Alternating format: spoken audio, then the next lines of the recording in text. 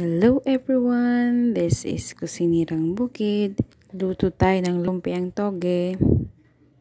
Andito pa ang ating mga gagamitin. Tokwa, toge. Hindi ko po naisama ang kamote. Nandiyan na po yung lumpiang wrapper.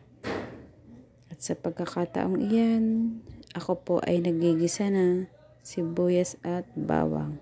Inilagay na po ang kamote. Ganda ng kulay ng kamote, mga kabukid. Orange. At inilagay na rin po yung toge. Nilagyan ko na rin po yan ng pampalasa saka paminta. Ayan na po. Luto na po siya. Inilagay ko po muna dyan para lumamig ng onte bago ibalot. Ayan na po, sa pagkakataong iyan, nagbabalot na. Simulan na po yung pagbabalot ng lumpiang toge. Ayan po, i-roll nyo lang po at both side, tupiin para hindi pasukin ng mantika. Ayan na po. At the end, lagyan po ng tubig para dumikit. Ayan. Okay. Nailak na po ang lumpiang toge. Okay. Yan na po siya.